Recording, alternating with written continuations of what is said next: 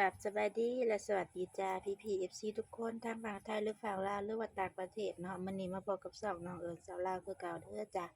มื้อนี้สาวเอิญสิมาตากข้าวเนื่องว่าจากเนื่องจากว่าปั้นแล้วเนาะปั้นแล้วก็สิเอามาตากอีกจักสองแดดนี่เนาะเพราะว่าอันข้าวสาวเอิญมันบ่แห้งตากข้าวนี้อันนี้คือข้าวสาวเอิญมาเอามาไว้ในตารางเที่ยงเมียเพิ่นสิตากข้าวเพิ่นดึงแยงไปตื่นข้าวเพราะว่าข้าวเสอมันบ่แห้งเด้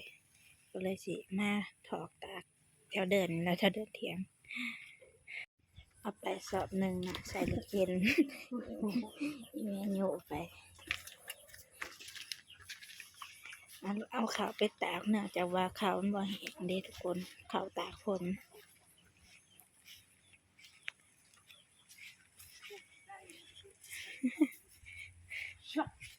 ปูแยงปลาเมียนเขามันเหลืออยู่ในเขาในแยงในหนึ่งไก่ตอดกินหมดเลยเมื่อนี้มันแดดแน่ก็เลยเอาเขามาพึ่งเอาเขามาตากอันนี้แห้งก็พื้นบ่ใหญ่ปานใดมันยาวแต่ว่าบ่ใหญ่บ่กว้างน้อย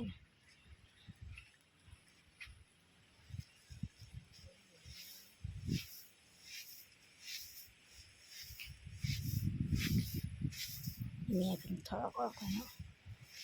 สะให้เพิ่นแห้งมื้อนี้เห็นแดดแน่ก็เลยเอาออกมาตากเมื่อวานบ่ได้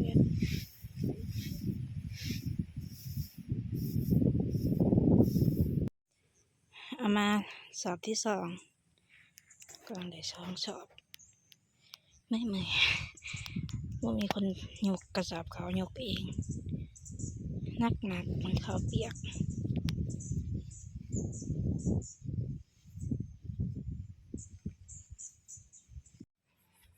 จะอีกสอบที่สามนัก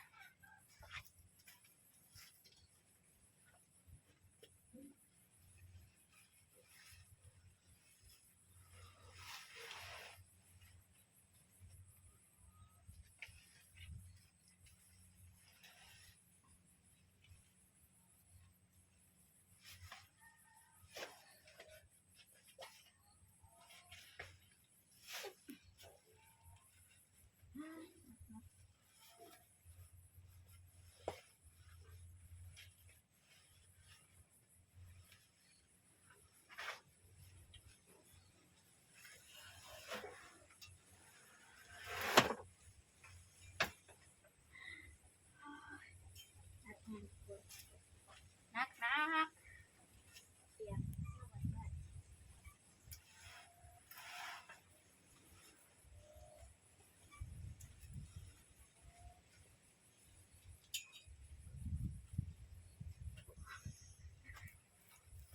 แต่โยกไปก็ยังไปเลย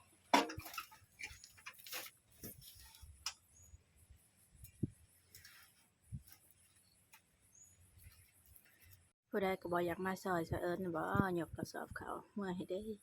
ต้องการลูกเขยมาให้แม่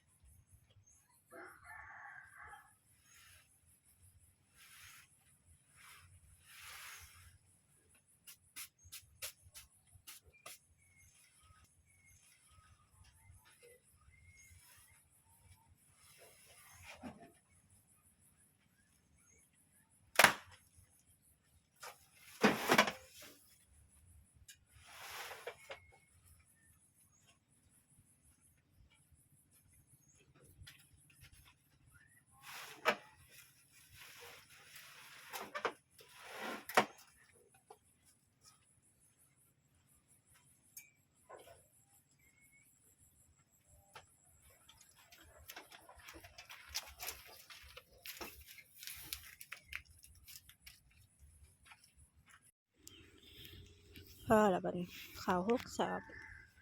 ไม่เมื่อยเนาะอันยอแล้วก็ใส่รถเข็นอยู่มาให้เมียตาก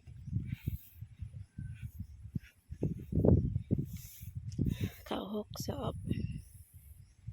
แยงกับบ่ใหญ่ ย่อผู้เดียว6สอบ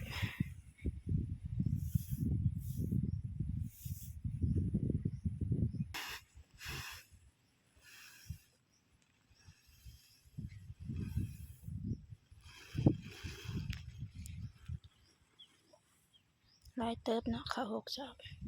เต็มพะแยง